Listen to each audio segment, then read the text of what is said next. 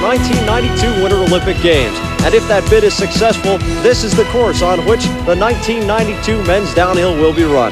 Hello again, everybody. I'm Jack Edwards. Joining me is Sandy Calagiore. And this event, which closes out the men's circuit of downhill races in Europe this season, features the two guys who have really been going at it and dominating it all year long. Peter Wernsberger, who won 4 straight races at one point, and Peter Mueller, who carries a 2-race win streak into Åre.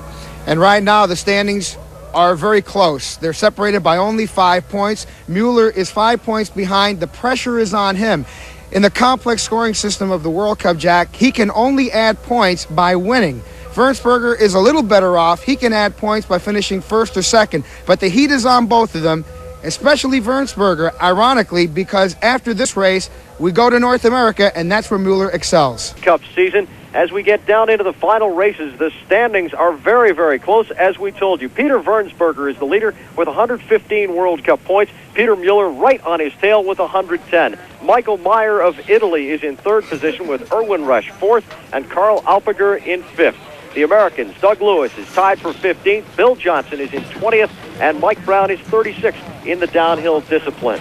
We talked about this course a little bit earlier, but when they first measured it, Sandy Calagiore, it didn't come out quite legal, and they had to doctor it a little bit. You're right, Jack. The International Ski Federation homologates all downhill courses throughout the world. For a men's downhill, it must be at least 800 vertical meters drop from start to finish. This one, when they laid it out, turned out underneath 800 meters, so they constructed a bridge, lengthened the course, had it drop a little more. Now we're finishing amidst houses, residences, and hotels. But when they started out, they were underneath 800 meters. Now they're way over 863 vertical meters dropping from top to bottom. So not only are they legal for an Olympic race, they've got themselves a truly outstanding World Cup downhill course. Sepp Wildgruber of West Germany has not had a very good season. 3rd at Val d'Isère on the 14th of December, but other than that, Sandy, he's been way out of it most of the time, about 3 seconds back of the leaders. And this is his final opportunity, Jack, to remain in the first seed. I think he probably suffered a little let-up. He got that good result.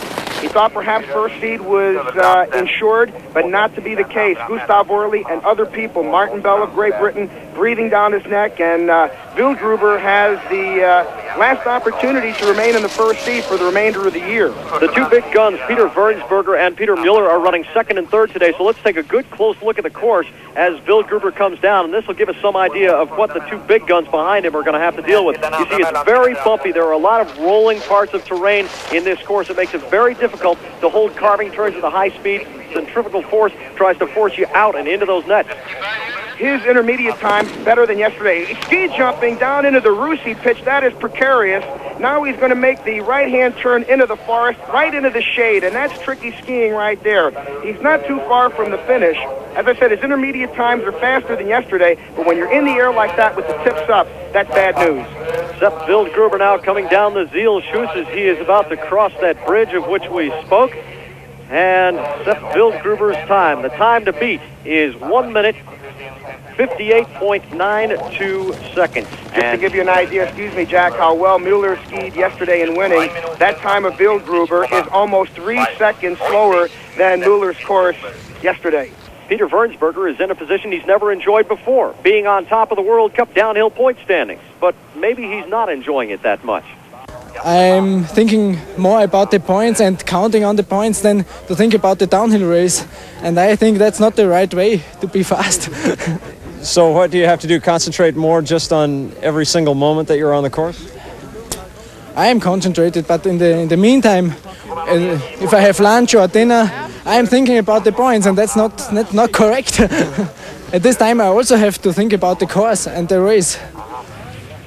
Peter Wernsberger of Austria is on course. Wernsberger had a tremendous streak from the 14th of December all the way to the 18th of January. He won 4 races in succession. Val Gardena, Schladming, Kitzbühel twice, and then he finished 7th at Morzine, and 3rd at Morzine on the 7th of February. And he is having a tremendous season, trying to stay atop the point standing. But he's in a precarious situation also, because think of it this way. He's the leader. Mueller is in 2nd place. But Mueller is hot, and it's a case of number 1 right now is chasing number 2. And I think he's going to be a little bit behind at the intermediate. He crosses the second timer. He's second place, almost 2/10 behind Bill Gruber. This is a very tricky section here. You've got to be thinking ahead. Bumps, rolls, into the Russi pitch. We call it that because it's designed by Bernard Russi, as we saw at the top of the show. And here's where the legs have to act like shock absorbers, pumping up and down, stay loose, roll with the terrain and the bumps. Now, Wirtzberger normally can do that, but this is not a course for him. If it's a little softer, a little slower, he can excel. It's really tough for him on a day like this. Sepp Wildgruber's time on the left. Here comes Peter Wirtzberger, second racer on the course, and his time is 1:58.08. He has taken over the lead by almost a full second.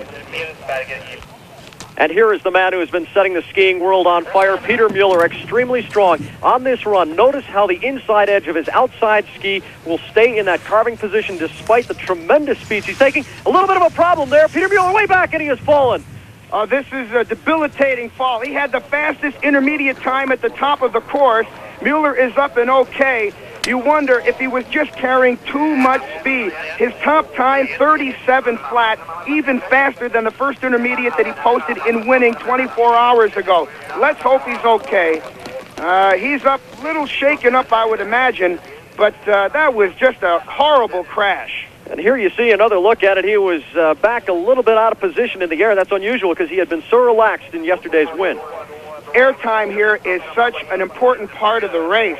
When you're back on your skis, the tips get up. You catch a little wind. You're like an airplane up there. You get tossed around. Mueller's had falls like this before. Now we have to wonder if he can make a psychological comeback for the final two races in North America. Mueller had won 2 races in a row going into today's action, and again, this is great news for Peter Wirtzberger. You don't like to see a guy take a fall, but Wirtzberger trying to hold on to that points lead.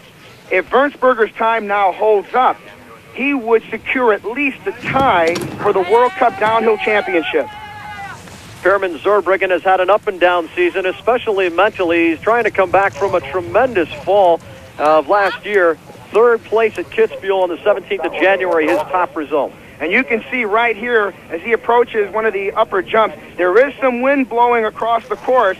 A good position. These guys are going to be in the air. There's no question about it. The real question is, how much time will they spend in the air?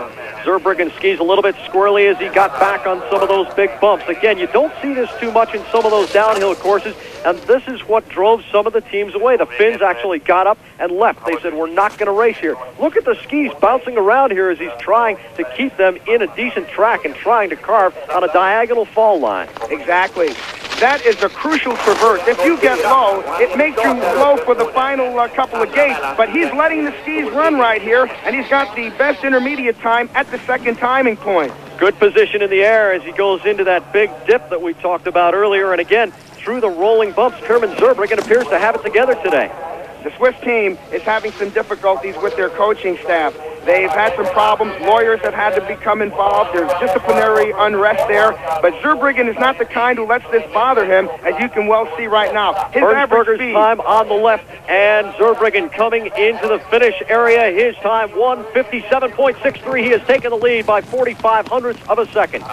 So if Wirtzberger can stay in second place, he will add points. But there are still many good racers left. Italy, he won at Val d'Isère, and he was second in yesterday's race. He really likes this. This is a linebacker-sized skier. This guy is huge. He's very strong, and he likes to carry a lot of speed, although he looked like he was in a little trouble there with the arm rotation.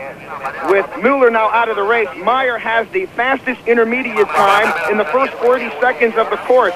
And with the slick-down, ice-down conditions of this course now, a guy who is over 200 pounds like Michael Meyer can perhaps overpower this. This is a tricky section right here. That traverse, but a good line. Now letting the skis run as he approaches the second intermediate time. Let's take a look at it. He's first by almost half a second. And again, look at that outside ski. The rest of his body's going crazy, but his right foot in this picture, and now it'll be his left.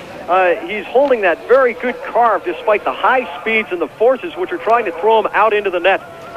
He made a nice move coming out of the compression after the Russi pitch, but there he loses a hair of time because he climbed up the bank, then had to come back down. He should still be fast because he had all that momentum from the top 2/3 of the course. Kilometers per hour, the average speed appearing in the upper left. And here comes Michael Meyer, a little trouble in the air. His time on the right is 156.96, and there is your new leader by 67 hundredths of a second, Michael Meyer of Italy. Incredible run. So strong. Now so confident. He uses 230 centimeter long skis. Another 10 centimeters, he could be in speed skiing, but he's that strong and he can control those boards. Erwin Resch of Austria has 2 seconds this year, both at Kitzbühel. He was 28th yesterday. A lot of air time over that jump. Incredible. His intermediate time at the top puts him last right now through 6 racers. Perhaps he's getting now to the threshold problem. 2 knee operations last year. It's very difficult with bad knees to ski a course like this where you're getting tossed around at every turn and every bump. The knee problems were the end of Todd Brooker on this course. He took a fall in the training runs and elected not to race here. And you see Resch sliding off that downhill ski low. Now he's got to climb back up onto the line, and you see he's about a second and a half more than that off the pace right now. That is something with which a lot of recreational skiers can certainly identify. That was a skidding turn. That was not the kind of carve that you really like to see. That was a skid, and that is very costly to a racer. He wants to take that nice clean line and accelerate out of the turns, and again you see a problem for Erwin Resch of Austria. Resch, one of those skiers that's just got to right now force his way to the bottom, try to let the skis run, absorb those bumps, but he knows, an experienced racer knows when he's fast, knows when he's slow, and he's just got to try to salvage what's left. Erwin Resch of Austria through the time trap at better than 105 kilometers per hour. He's in 5th place right now, and he's last. Erwin Resch going over that bump. Look at all that air time. Now that's going to make him kiss off the ensuing bump. He's going to be a little bit late, and that's going to cost him time as he approaches those next turns. Here's the overall World Cup leader, Mark Girardelli, 6th in downhill standings. Really remarkable, a guy who had concentrated so much on the technical aspect of skiing. He has made a great transition to skiing the downhill. There are only 3 racers in the world that have scored points in every discipline. You are seeing one of them right now, and he's got the best intermediate time at the top of the course. Mark Girardelli, who 2 years ago had a knee injury in Canada that nearly ended his career, but he is really flying along the net. The sweeping traverse, left-hand turn, standing well on that right or downhill ski. Intermediate time, he should be number 1. He is. Mark Girardelli skiing on a Stedman knee, if you will.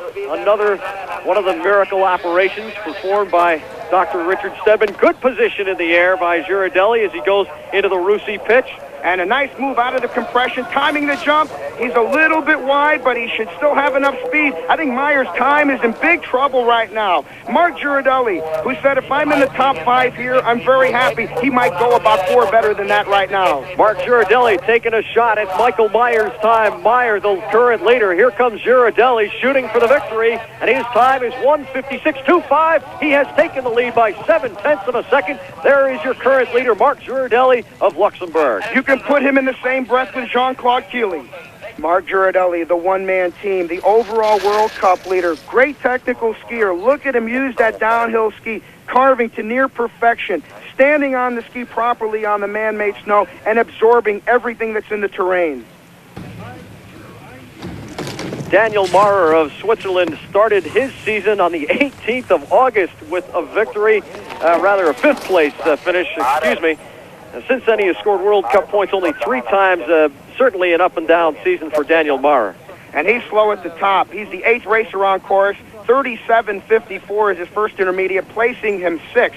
And now, on that slick, icy traverse, the wind was howling up there. A tailwind this morning. They were considering dropping the start as we talked, but now the wind is let up, and they're running the full length of the course, which is almost 3,100 meters, and it's 3,100 meters of hanging on. He is 3rd at the intermediate time, so he's recouping something. Now he goes over the Russi pitch, into the compression. That's where the chest and the knees get stuck together, makes a nice move, timing over 2 rolls, and now he's in good shape. Maybe he's looking at top 3 or top 5. Daniel Mahrer using the banks to his advantage. And again, a lot of air time on this course. Let's see how well he absorbs the bumps down below and carries that speed into the Zielschuss. He was one of those guys who made the national team, like Karl Alpiger, last year at a relatively old age. 3rd place, 0.8 of a second behind. Nice work by Mahrer. And he is underway. This is an important run for Lou mentally. He's really got to try to get back into gear here. Doug Lewis with an important run. Oh, look at that. A ski jumper. Lewis on his tails back up. That cost you time. That's one of the criticisms on Lewis. Look out. He's off the course. He's got to struggle. He misses a gate, and he's disqualified. I'm just glad he's alive. Doug Lewis with a rock and roll and run, and again, he seemed to have the problems which he had yesterday, not thinking quite far enough in front of his skis, and he had the problems in the air, got thrown completely off. Doug Lewis, as you said, lucky to keep it on his feet, and he did avoid injury there, but not at all a good end to the European side of the season for Lewis. Oh, my God. If you see ski jumping from Lake Placid or Oberstaufen in Europe, that's what you see. Unbelievable. When you get to that position and you know you're going to be missing gates, like he misses that left panel right here, look out. Now you just want to hope you can stay on your feet. And he's struggling all the way. People bailing out on the side of the course. Lewis had this trouble in training, missed a gate. He likes to let the skis run. That's how you get maximum speed. But there's the fine line, and he crossed it. Franz Heinzer of Switzerland, his top result at Kitzbühel. He took a fourth on the 18th of January. He scored World Cup points in his two recent races. Morzine, he was 14th, and yesterday here at Ari, he was 11th. Franz Heinzer, a very good technical skier. But he's one of these Swiss guys who's just struggling to win. Heinzer won a couple of years ago and found that form. You see, he'll be approaching the second intermediate time right now. He's along that net and sliding a little bit low, and that's a tricky section. Todd Brooker had difficulties right around there, and the Canadian will not ski. But he's fastest at the second intermediate by 800ths. Franz Heinzer letting it go, getting a little bit wild, but maybe that's the way you have to ski to win here in Are. Heinzer, great position through the air, no hesitation at all. He's looking way ahead, skiing the course in his mind, a couple of 100 meters ahead of his skis. Let's see if Heinzer can knock off that great time posted by Girardelli. Carving extremely well, carrying the speed. Here comes Franz Heinzer into the final schuss. And with Mueller out of the race, if Heinzer can win, it really puts them in a celebratory mood because they were looking at Mueller as a winner. I think Heinzer's going to be very close to Girardelli. Heinzer's time, 1:55.74. He has done it by a half a second. There is your new leader, Franz Heinzer of Switzerland, knocking Girardelli back into second and Michael Meyer of Italy back into third. A very happy Franz Heinzer in the finish area, and there is Mueller there to congratulate his countrymen. In the downhill standings, a couple of firsts to start the season way back in August in Argentina. He won 2 races in a row. Then he suffered a knee injury in December at Val Gardena, Italy. Just starting to come back. In the first downhill here, he was 4th, and he's fast at the top of the course. 37.09 over that first intermediate time. Now he lets the skis run here. He knows he's got fast skis because he and Mueller have the same ski, and Mueller's are fast as well. But this is a crucial section here. He's got to edge it just properly, stay on the line, down the fall line, now into the traverse. Let's see how he does at that second intermediate time. 1:19.94, the best intermediate time posted so far, and Alpiger is 4th. He's competitive, but he's going to have to really hustle along the bottom third of the course. Now he's pressing it over Russi's jump, into the compression. Now timing over the next 2 rolls, a nice move, and just letting those legs pump with the terrain. Use them as shock absorbers. As Alpiger finishes up his run, recall his position in the air over that Russi pitch. We saw Heinzer just jettison way out over that pitch, catch a tremendous amount of air, but great position in the air. There used to be so much concentration on keeping your skis in contact with the snow. Doesn't appear that way any longer. You want to fly, but you want to hold good position, and Karl Alpiger has flown pretty well into 3rd position at 1:56.83. Anton Steiner of Austria won the first race in his World Cup career on the 7th of February in Morzine. Since then, a 17th and a 10th. The 10th coming yesterday here at Are. And you wonder if his concentration after the win is a little bit lacking. He hasn't won in 11 years, finally won a race, and like I said, you have to think that perhaps he's still thinking about that performance as he's racing this course. Anton Steiner, in 1976, almost won the Olympic downhill, crashed about 300 meters above the finish, and lost the immortality that went to his teammate Franz Klammer. He's approaching the second intermediate at the end of the traverse. How's he doing? Getting pitched around a whole lot, it seems. Again, trying to make those carves through the bumps. Very difficult to keep that ski in good carving contact. Good position in the air over the Russi pitch. On this course, you've got to have those skis filed what the technicians say, with a lot of hum. You've got to have those babies so you can almost shave with them, because on this kind of a surface, it's hard. You've got to have sharp edges, allow the ski to turn properly, otherwise you're sliding all over the place. 155.74, the time of Franz Heinzer, and here comes Anton Steiner across the finish line. His time, 157.26. He's in sixth place. Leonhard Stock on course. He's an Austrian, and he won at Lake Placid. And Stock has something going, second through the first time trap. He was 14th at Ore yesterday, obviously doing a lot better than that right now. This is a tremendous story this season. 5 years of being nowhere. Last spring, he was almost off the Austrian team, had to go to Europa Cup and pay half of his own expenses. This is an Olympic champion, and he is headed to the top three, if not better. Leonhard Stock. Leonhard Stock, of course, fighting his way back, and we've talked about the maturity that is required of some of these great downhill skiers. Perhaps they're peaking a little bit older than a lot of people thought they would. There are so many youngsters who are rushed into it who don't do that well, and psychologically it's a tremendous challenge. Here comes Leonhard Stock to the finish line. Heinzer's time on the left, and Stock posts third place, 156.68. So Leonhard Stock's comeback story continues here in Ore, Sweden. Stein on course. And Wenzel is competitive at the top, fifth along the first 37 or 38 seconds. This is a fellow who can ski a course like this well because he's excellent in slalom. He's a good giant slalom skier. And let's see how he's doing. He's fourth at the second intermediate time, which he just passed. And at this rate, not only will he get a lot of combined points by finishing the slalom tomorrow, but he might just score a pile of points for the downhill by itself. The looseness of the upper body, the way he can go through those turns and the bumps in such a relaxed form and then still look ahead, get a good line for his next turn. And right now, he knows that the tough part of the course is over. Just stay concentrated, stay compact, and let the skis roll to the finish, and he's done a nice job here. And here is Wenzel across in fifth position, 156.94. Our current leader is Franz Heinzer of Switzerland. Stephan Niederseer of Austria, his top result, fifth at Val d'Isère. He was 13th in yesterday's downhill on this very same course here at Ore. And as you see him across that diagonal fall line, he seems to be holding it pretty well, even though the bumps are trying to chatter him outside. Well, he's fifth at that second intermediate point, so he's having himself a pretty decent run. Stephan Niederseer trying to give the Austrians a little more credibility. Stock is in the top five, but that's it right now. And Niederseer is trying to compete with the Swiss and at least even the odds a little bit on the results list. Niederseer, decent position in the air, trying to let him run, pick up some speed on the lower part of the course. Our leader, Franz Heinzer, with Mark Girardelli second and Karl Alpiger of Switzerland third. And here comes Niederseer to the finish line. His time, 156.92. Fifth place, good World Cup points for Stephan. American Bill Johnson seems to get better with the tougher challenges. This is certainly one of them. This course, it's not your average walk in the park.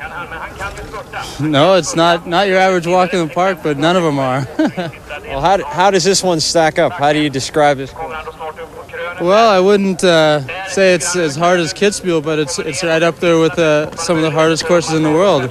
I think this course is probably second or third as far as difficulty. What is in your mind in your mental preparation for a run? What are you thinking about most?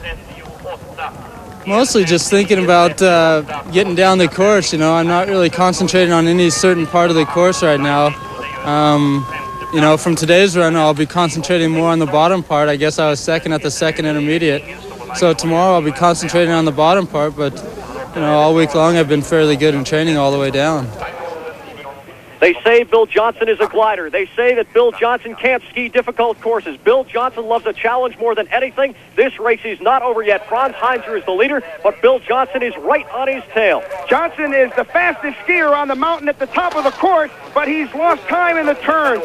He's dropped out at 12th place after being fastest over the top 36 or 37 seconds. That's been a criticism of Johnson. His technical ability has improved greatly over the last 2 or 3 years, but this is such a demanding course, and Bill just had a little difficulty in between those two timing sections. Johnson ninth here at Ore as his season has been getting better as it has been getting later. Let's see if he can salvage something in the bottom part of the course, perhaps find a little speed where no one else was able to find it. Bill Johnson into that Zielschuss. He'll be a little bit out. Control those skis, Bill, into the finish. 14th place, 2 seconds out. It's going to be difficult to hold World Cup point position from there. You only get 2 for 14th place, 1 for 15th, and it appears that Johnson will get knocked out. Of course, with a couple of 7ths to his credit this year, he was 22nd here in Ore, but he's obviously having a better time of it today than he did yesterday. Sbardellotto, one of a group of happy-go-lucky Italian downhill racers, which really belies the nature of this sport. But in the last few races, he's starting to come along, backing up Meyer, and he might have a pretty good intermediate time here. Sbardellotto, well, they didn't stop it, but it looked like he would be pretty competitive. Lost the downhill ski in that left-hand turn just a little bit. And Sbardellotto plunging into that Russi pitch out of the compression, and if you miss the move out of the compression, you don't land over the back of the second hump. You land on top of it and kiss off even further, and that'll cost you time. And that has become the crucial part of this race, as we saw Franz Heinzer carry so much air across that Russi pitch and then carry the speed into the lower part of the course. Here comes Danilo Sbardellotto. His time on the right, the time of Heinzer on the left. Sbardellotto won't beat that, but he does post 5th place, 156.92. Good run. Here's one of the great stories on the World Cup circuit. You talk about people who've made sacrifices for the sake of their sport or their art. Martin Bell is certainly one of them, and the Great Britain skier was 8th here yesterday, and he has something going today. 6th at the first intermediate time and 4th at the second. This is what confidence will do to you. 4 results in the top 10. He is just letting the skis fly. Look at him press that bump. Good line out of the compression, timing the jump over the second roll. I think he's going to be very competitive at the bottom, Jack. Martin Bell, how many world-class skiers does England produce? Well, probably none. Martin Bell produced himself as a skier, really, electing to go to Austria to take his act on the road, and he is really a one-man show for Great Britain. His time will come up on the right. He had a little trouble over that final moment. His ski kicks out, but here is Bell's time. It is 156.70. He's in 4th place. Another great day for Martin Bell, and he's got to be elated right now. Martin Bell goes down with Ovet and Co. as the fastest athlete from Great Britain. Assinger, a young Austrian, just trying to make a name for himself.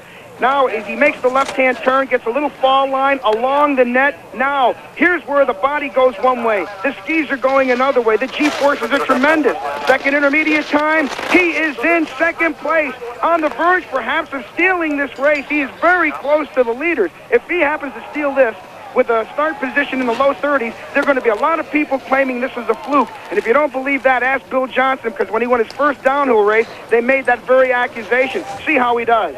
Pretty hard to have a fluke on this course, though. It is so difficult. It is so challenging. We have seen Peter Mueller go down. We have seen Doug Lewis ski off the course. So many top world-class skiers having troubles. Here's Assinger coming to the finish area. The top time, Franz Heinzer on the left. Girardelli is second. Assinger 156.38, and he is in 3rd place. Only 6,400 out. Tremendous race for Armin Assinger. Rob Boyd of Canada letting it rip. A lot of high speed, a lot of very tough turns on this course. Let's see how he does. One of only 3 Canadians entered in the Scandinavian downhills. Financial difficulties. It's really expensive just to come over for a couple of races. Brooker is out of action. He's going to get his knee operated on, probably by Dr. Richard Stedman of the U.S. And right now, Boyd is one of 3 remaining downhillers on the circuit right now. He's in the top 20 at the top of the course. How's he doing at the 2/3 point? Well, you saw all that chatter on the diagonal fall line. He's in 14th to get World Cup points there, and he holds a pretty nice carve around that tight turn. He's doing very well. Headed to the top 15, but really sailing over that Russi pitch. Nice move out of the compression, and now just arcing that left ski, standing on it properly. Got up on the bank a little bit. You see him come down and then climb back to the line. That costs you, as does all that airtime right there. But let's see if Rob Boyd can hold on to the top 15, which will be a nice triumph for him. Franz Heinzer, our current leader. Boyd with a little problem down here in the finish area. Boyd's time, 6th place. That's really good World Cup points for Rob Boyd. A fine run, as it was wild and woolly, but he brought home a good position. We'll return to the finish area in Are right after this. It was Assinger taking 3rd. From Are, Sweden, for Sandy Calagiore, I'm Jack Edwards. So long, everybody.